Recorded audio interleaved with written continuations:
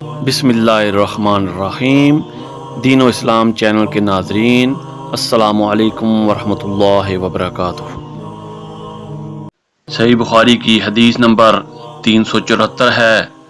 حضرت عائشہ صدیقہ رضی اللہ تعالیٰ عنہا کے پاس ایک رنگین باریک پردہ تھا جسے انہوں نے اپنے گھر کے ایک طرف پردے کے لیے لٹکا دیا تھا۔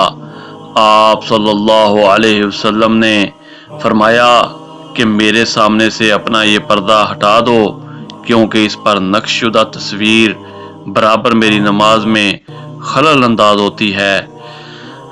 اسی طرح صحیح بخاری کی حدیث نمبر 375 ہے۔ نبی کریم صلی اللہ علیہ وسلم کو ایک ریشم کی قبا تحفے میں دی گئی، اسے آپ نے پہنا اور نماز پڑھی، لیکن آپ جب نماز سے فارغ ہوئے تو بڑی تیزی کے ساتھ اسے اتار دیا، گویا آپ اسے پہن کر ناگواری محسوس کر رہے تھے۔ پھر آپ صلی اللہ علیہ وسلم نے فرمایا، یہ پرہیزگاروں کے لائق نہیں ہے۔ قرآن و حدیث کی تعلیمات کے لیے دین و اسلام چینل کو لائک اور سبسکرائب کریں۔